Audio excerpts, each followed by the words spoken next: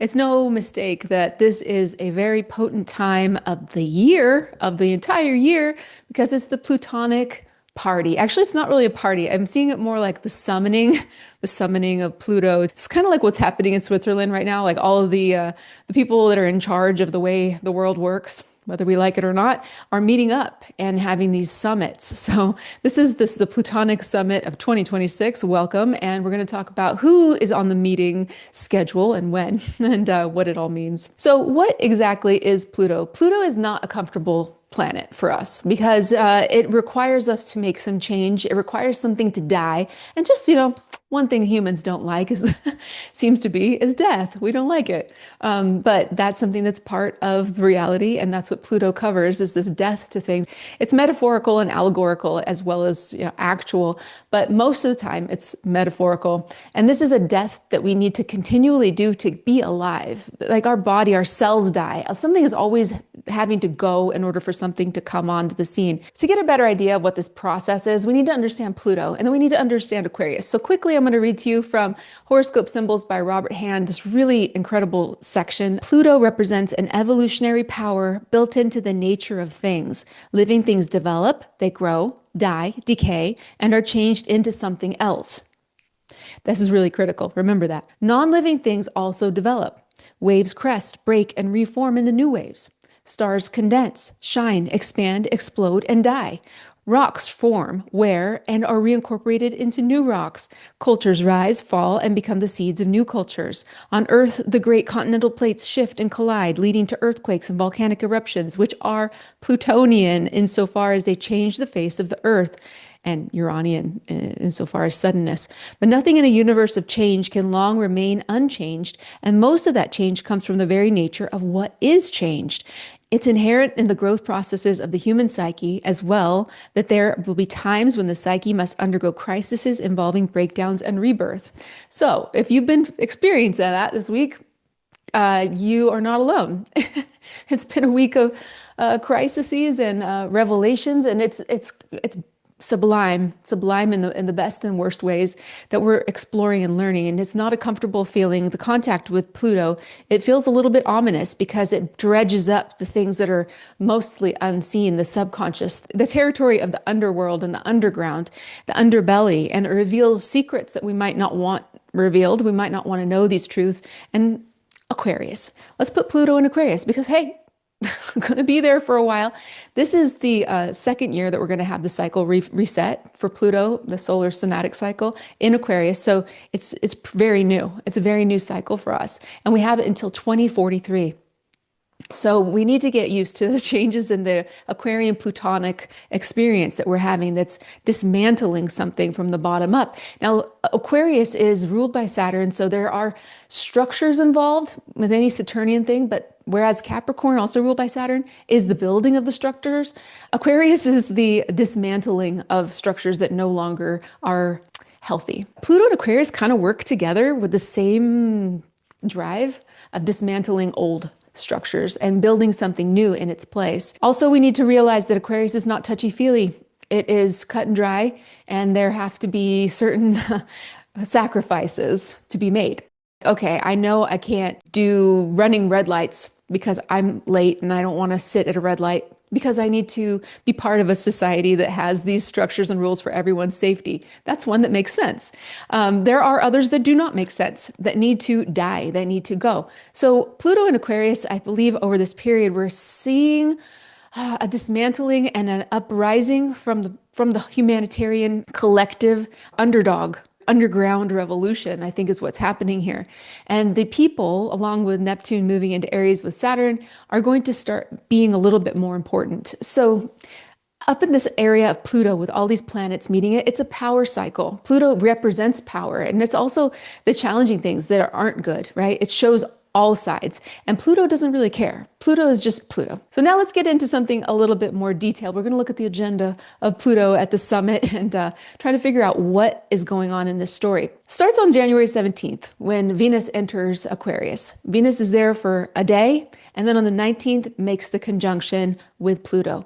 Now, Pluto hasn't had its conjunction with the sun yet, so this I'm calling old Pluto. And the wisdom that Pluto has had over the cycle is what's built into this next version of the Venus-Pluto cycle. So that's the transformation through love, the transformation of money and values, the transformation of what needs to change as far as potentially materialism and the things culturally that we find beautiful or repulsive. Right? Venus also rules disgust. It's the opposite of the things we find beautiful and pleasurable. On the 20th, Mercury enters Aquarius. On the 21st, the sun enters Aquarius and immediately gets into a cazimi with Mercury. Mercury is in a cazimi with the sun, I should say. And they combine on the same degree. This is a superior conjunction. Mercury is direct, so it's very empowered, very, very fresh and moving forward into this energy. On the 22nd, Mercury then has its summit with Pluto right after the cazimi. So Mercury is fresh, Pluto's very old and very ready to be reset by the sun. But before that happens, it's going to meet with Mercury. Mercury is the mind, our communication, markets. It also represents the way we give and get information. So that is a reset as well at this time. On the 23rd, the sun conjoins Pluto. When the sun and Pluto combine in their conjunction, this resets Pluto. It's called a synodic cycle, which is marking the entire process of where Pluto and the sun are over 1 year. So that's exactly what's going on, and it refreshes Pluto. The sun is the solar principle, and it's the identity of where we are as a collective.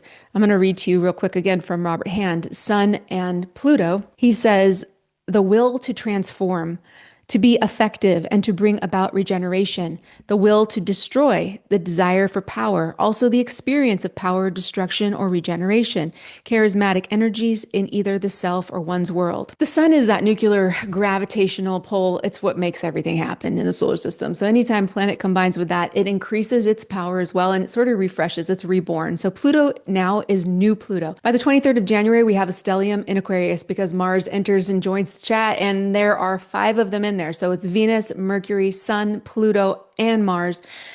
The 26th, just add that in there. Why not? We have the Neptune and Aries thing going on. So that will additionalize this experience of the individual, the sovereignty. We're moving into that minor triangle. It's going to get closer and closer. And as you see, 2026 is going to be a pivotal year.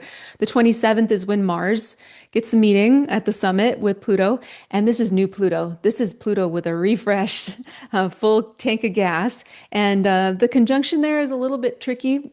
We don't know exactly what it's going to be, but we know the themes. Mars is about action. It's about courage. It's the warrior. It's drive. It's power. It's striving. It's contending with situations that aren't pleasant and, working through them. Mars is actually really, really a powerful planet moving together with Pluto and that Aquarian. It feels again like a warrior for the people. And, Aquarius has this dystopian side as well. So it could be against the people at some point as well until there is a resolution. But honestly, you and I both know there's always going to be some contention. There's always going to have to be some conflict in this world. Otherwise, there's no point. It's not really an Earth school unless we have some puzzles to solve and some problems to go through and experience. So we have accomplished something as a human because we have choices within these difficult experiences. And the choices with this Aquarian Plutonic story are going to go along with what degree it's at.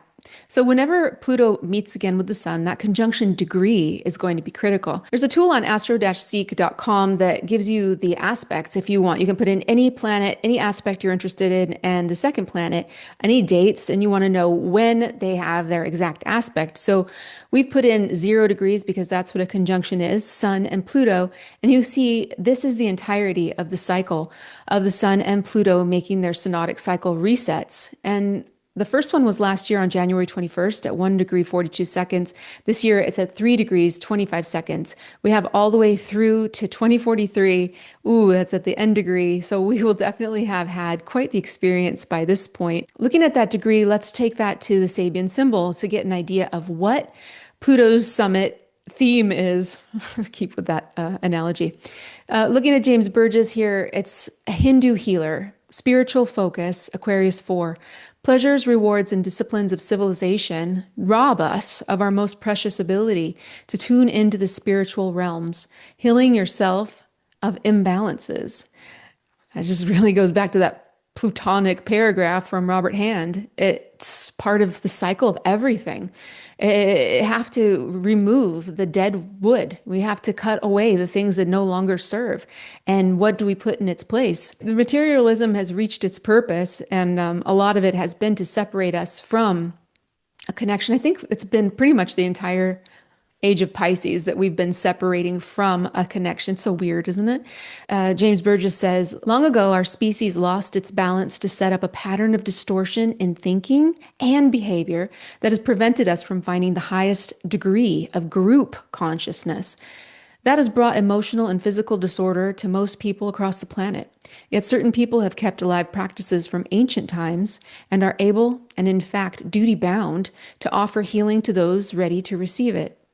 We're transmuting this concept of the healer, the guru, the yogi from something that's outside of us to initiating something that's inside of us. And that Neptune in Aries thing with Saturn there, I think that's going to be working in tandem with this Plutonic Aquarian story over the next several years for sure. I have Dane Rudyard's explanation. He's pretty much the OG. He says a Hindu yogi demonstrates his healing powers. His healing powers. It's not from somewhere else. It's inside of him. This critical point. The disciplined use of spiritual energies in restoring the natural harmony disturbed by man's inharmonic attempts to transcend nature through the mind. That's it. It's the concept of materialism, that philosophy that we can fill everything up with stuff that we want. And when we get it, we'll be happy. Sorry, not going to happen. Looking to the self, to ancient structures, to real truth is what we are getting this message here. That's the theme of Pluto's story for the next year. A Hindu yogi demonstrates his healing powers, All right, let's go on and see what else he says. Civilization implies a process of transcending compulsive and rigid biological drives while making use in a refined and mentalized way of what it cannot control. So it's all a control mechanism, right? And this is part of what's been going on, and I think a long time, is to dismantle the personal connection. He goes on to say, the goal of a true civilization is the development of a humanity composed of self-motivated and responsible individuals, freely associating according to harmonic patterns in order to produce a vast spiritual chord of consciousness, fully actualizing the potentialities inherent in the archetype, man. Now, that's a long sentence, but what he's saying here is that we have to harmonize. We can play one single note and we can be in echo chambers, and that's a fine note, but when you harmonize, when you find another voice to sing with, metaphorically, allegorically, then you have something that's even multiplied. That's more than the sum of its parts. Harmony is a spiritual connection. We need to be self-motivated to clean up our own yard, not blame anybody else, take complete authority over ourselves, take responsibility, not push it off on anybody or anything else, and do our best to flow with the energy and continue being in wonder and in awe. Try to be creative, express yourself in a way that is what we're here for, and see the potential beauty in this metamorphosis that we may have over the next year into more of a healing power that's through our own volition. We get to this point in the video and we can just kind of have a chat, but I wanted to see how actually you are doing, how the last few days have been for you since the 17th of January. If you've noticed anything, it's been a real roller coaster. Literally, I tried to make this video multiple times on the day that Mercury was conjunct Pluto, and there was just roadblocks everywhere. And I had to just stop.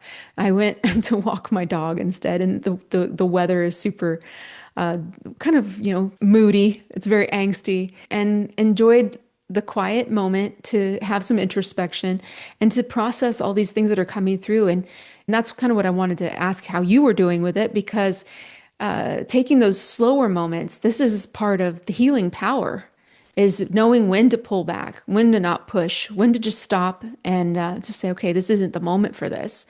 And maybe it's just time to listen to Joni Mitchell sing Blue. I don't know. That's how it was for me, anyways, yesterday. But as I'm recording this, we're in the Pluto conjunct Sun phase, and Pluto is refreshing.